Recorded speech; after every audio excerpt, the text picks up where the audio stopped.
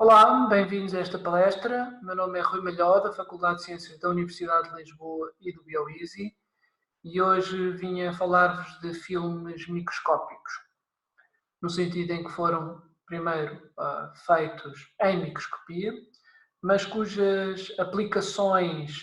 e âmbito neste momento extravasa claramente a investigação académica e tem a capacidade de influenciar aspectos societais que vão desde a medicina até à agricultura. Tal como um bom filme clássico, como por exemplo Casablanca, a nossa história começa num cenário de conflito bélico, na Segunda Guerra Mundial, e também iremos ver imagens que são inicialmente a preto e branco. No contexto científico, um cenário de antagonismo entre as partes e ausência de colaboração significa também uma ausência de progresso. E isso é um dos aspectos que iremos focar nesta conversa, como o fim da Segunda Guerra Mundial, neste caso, permitiu um avanço extraordinário em termos desta investigação na área bio.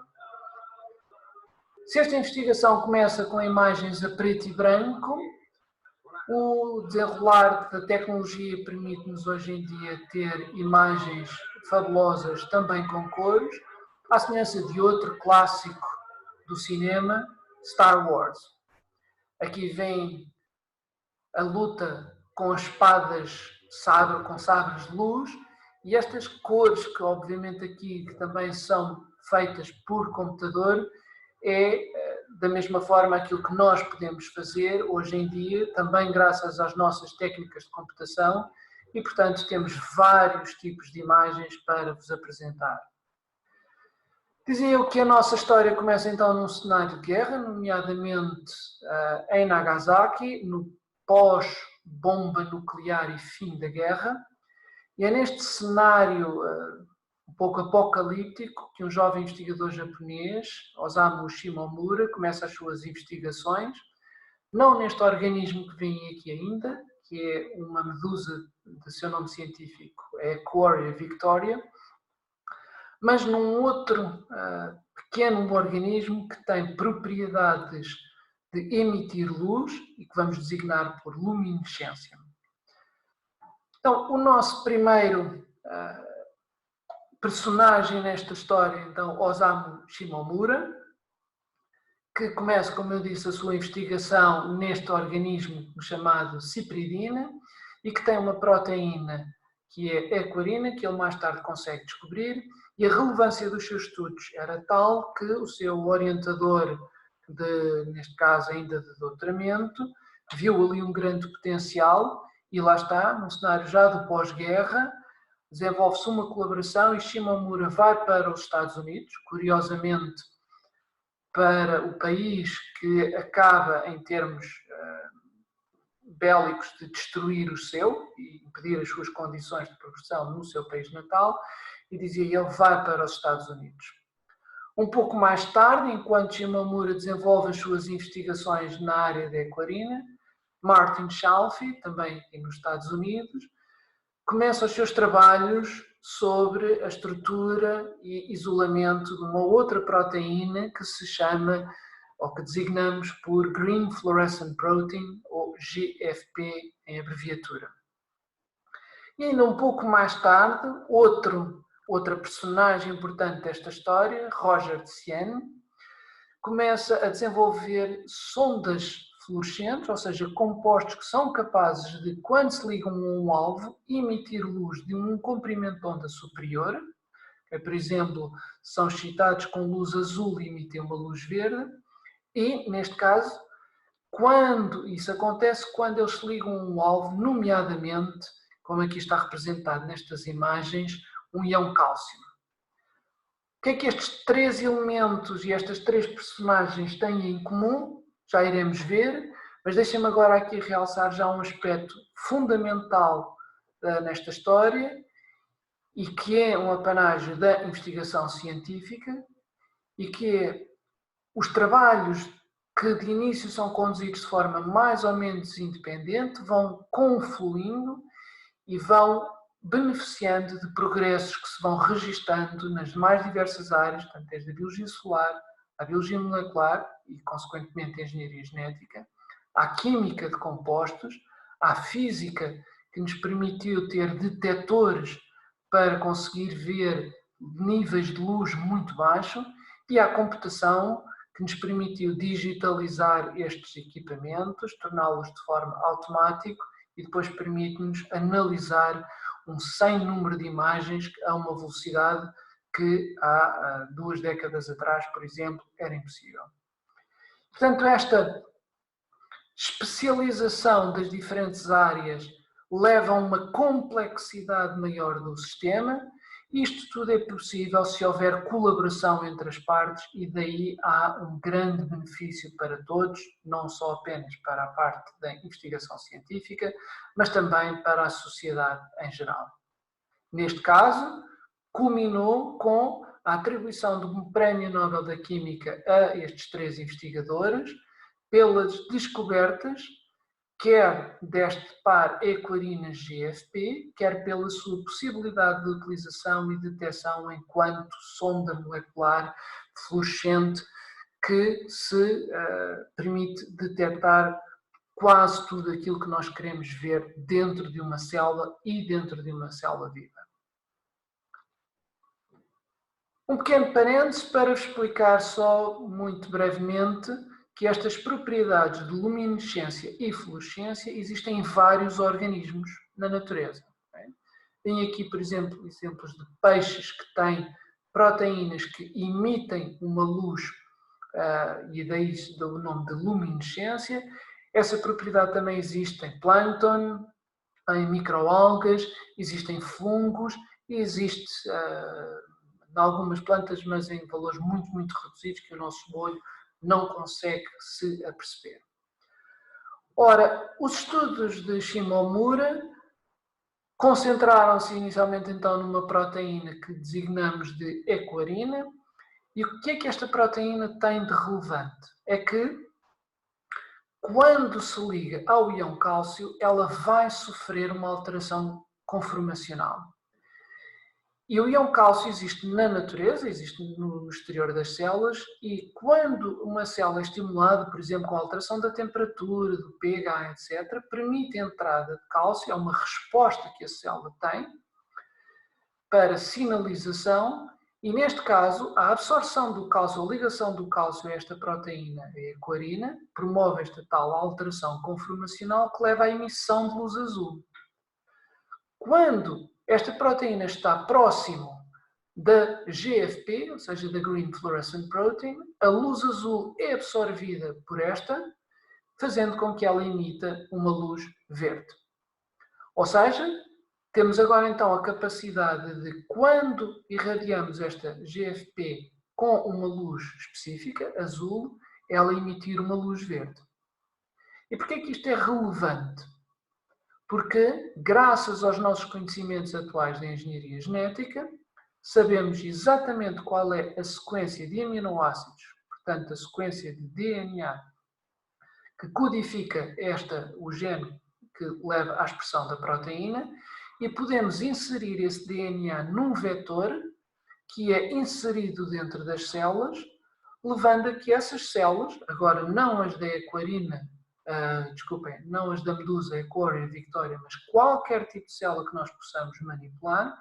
e fazer com que essas células agora exprimam esta GFP. Isto só por si é relevante, permite-nos tais elaboração de filmes, mas não nos chega. Onde é que está a relevância ou a importância desta GFP? É que, para além disso, nós, conhecendo a sua estrutura de aminoácidos, conseguimos identificar quais desses aminoácidos são responsáveis por esta cor verde.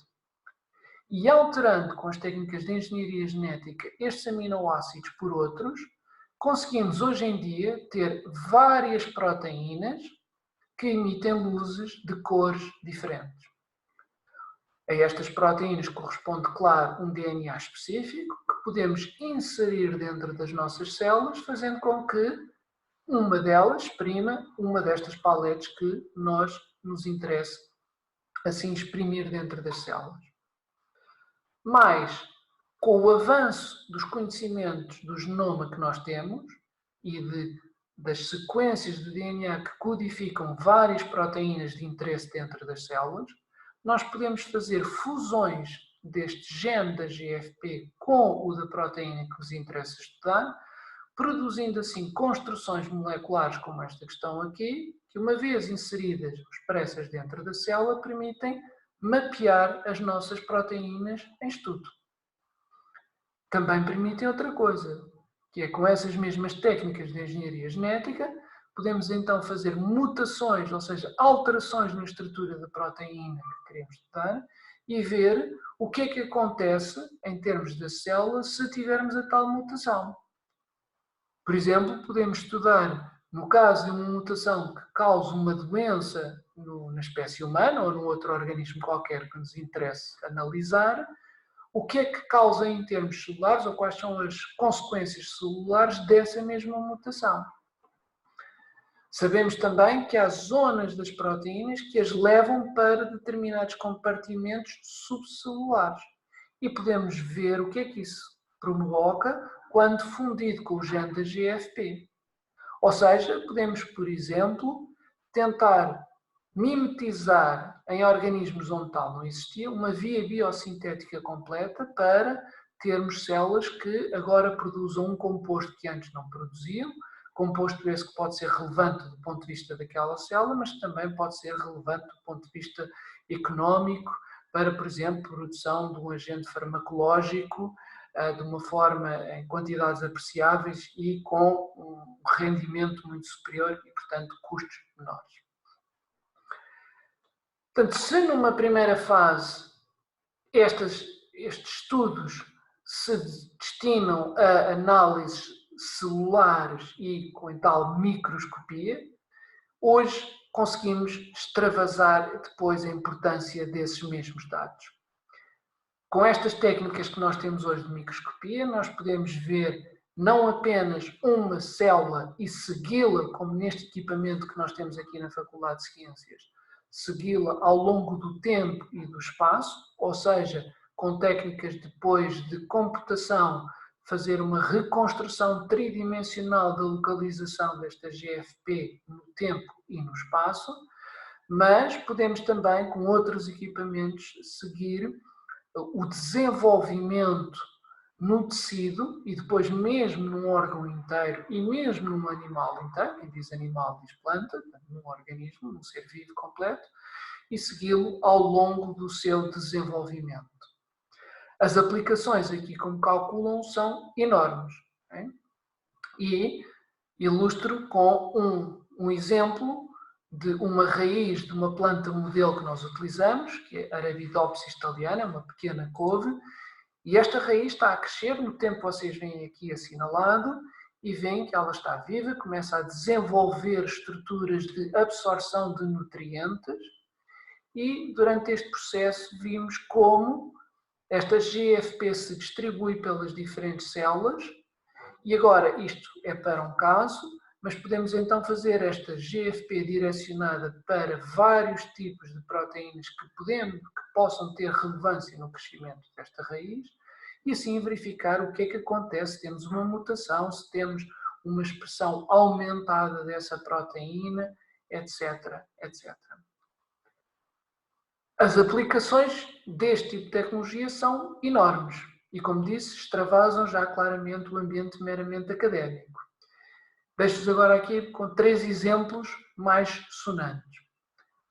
Imaginem que temos, por exemplo, uma planta que exprime esta GFP quando há uma infecção viral. E, portanto, as plantas estão no campo, o agricultor, para mapear e para ter uma noção de como é que é o estado das suas culturas, pode seguir, por exemplo, com drones equipados com equipamento para detectar estas alterações de luzes, verificar no campo se algumas das suas plantas estão infectadas, que podem ser removidas antes que haja um prejuízo na cultura global. Ou pode também ser proteínas que são expressas quando existe um stress, por exemplo, as plantas estão em regime de secura, ou quando há demasiada água, ou o pH do solo não está adequado, etc. Portanto, uma situação de stress genérico. E isto pode ter uma enorme relevância do ponto de vista da agricultura, da produção de comida, o que hoje em dia é extremamente relevante, e também, claro, na mitigação dos impactos que as alterações climáticas podem ter. Podemos ter animais geneticamente modificados, que podem ser utilizados desde aspectos relacionados com arte, até aspectos bem pragmáticos de análise de doenças e de mutações que afetam não apenas estes animais, mas nós também, como por exemplo seguir o que é que acontece quando há uma mutação que pode causar uma fibrose quística, uma situação oncológica, um Alzheimer, por aí fora, e isto são tudo exemplos que já estão hoje em dia em prática. E podemos ter aplicações comerciais, como esta aqui de uma firma que se chama Glowfish, que vendem peixes que exprimem, estão a expressar proteínas com diferentes cores, neste caso eles anunciam aqui como 6 cores fascinantes. O aquário terá uma lâmpada que irradia luz do comprimento de onda que excita esta proteína que está a ser expressa nos peixes e, em consequência disso, quando o peixe passa à frente da lâmpada, emite uma cor. Se essa proteína for alterável por exemplo, variações de pH, isto significa que o menino que está aqui a olhar para o aquário pode alterar o pH da água, por exemplo, com vinagre, qualquer coisa deste género, e assim alterar a cor do peixe.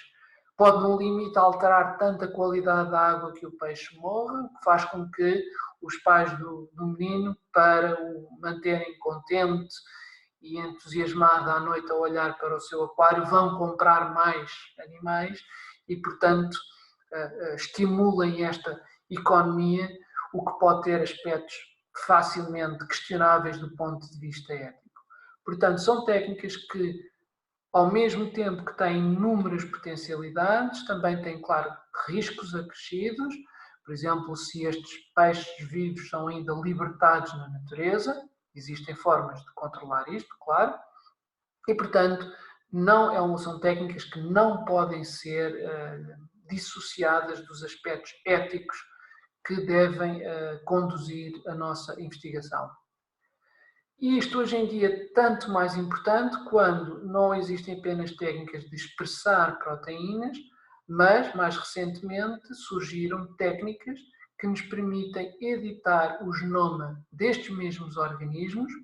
não apenas está num ambiente académico, mas também com impactos a nível da agricultura, a nível da nossa saúde, etc. E, tal como em Casablanca tínhamos o herói Humphrey Bogart e a heroína Ingrid Bergman, também aqui temos não apenas personagens masculinos na história, mas também personagens femininos, Jennifer Doudna e Emmanuelle Charpentier, que foram recentemente galardoadas também com um prémio Nobel da Química, pela sua investigação num sistema designado de CRISPR-Cas9, que são um conjunto de enzimáticos que nos permitem essa edição de genomas. E se acompanharem aqui este pequeno filme, que ele documenta o que é este sistema. Este sistema, na prática, utiliza aqui uma metáfora de umas tesouras moleculares. Se nós conseguirmos identificar uma zona dentro do DNA que queiramos corrigir ou alterar, existem enzimas, esta enzima Cas9, que permite-nos uma edição do DNA através de um RNA guia, como ali estava assinalado, e qualquer destes aminoácidos simbolizados aqui por estas letras, lá está, se contiver um erro ou algo que nós queiramos modificar, pode ser cortado, chama-se isso uma excisão dessa parte do DNA, tal como aqui está ilustrado, e substituído por a parte que queremos modificar ou corrigir. Por exemplo, uma mutação num gene que causa uma doença poderá assim ser alterada. Claro que as potencialidades desta técnica são enormes, mas aqui implica também um forte controle, uma forte regulamentação, porque os aspectos éticos que aqui estão associados são tão ou maior importância do que as potencialidades que esta própria técnica alberga, e é algo que tem preocupado bastante a comunidade científica nos nossos dias. Todas estas observações podem, como disse, ter aspectos menos positivos, mas deixem-me realçar aqui algum aspecto positivo, não apenas aqueles que já ouvimos falar nas notícias de edições genéticas de embriões humanos, mas, por exemplo, uma coisa muito mais simples e pragmática, como a reintrodução nos tomates de cultura de sabores que esses tomates já tiveram e que foram gradualmente perdendo com uma seleção agrícola geneticamente cega, ou seja, uma seleção que privilegia mais a quantidade e o aspecto do que a qualidade. O que isso significa é que essa seleção levou à perda de genes que eram naturais desta própria espécie. E aqui vemos um trabalho que mais uma vez realça a colaboração entre investigadores dos Estados Unidos, da China e da Europa, de um esforço de reintrodução de genes que expressam metabolitos, ou que levam à expressão de metabolitos secundários que conferem ao tomate aquele sabor mais original que ainda nos recordamos de existir há anos atrás. E quem diz isto diz aspectos com outras investigações, como por exemplo reintroduzir genes de defesa a agentes patogénicos que foram sendo perdidos pela seleção, por exemplo, no castanheiro, no sobreiro. Portanto, não há apenas aqui um esforço no sentido de criar algo novo, mas também de repor condições que permitirão aumentar aqui a diversidade genética, o nosso património em termos agrícolas, e claro que este tipo de experimentação também poderá ser efetuado em organismos animais e daí a necessidade de ter cuidados éticos acrescidos com a utilização deste tipo de tecnologia. No seu conjunto, temos, portanto, filmes microscópicos que podem dar origem a fabulosas investigações, a dados microscópicos muito interessantes, mas também um conhecimento muito mais aprofundado da vida, tal como a conhecemos, do funcionamento das células,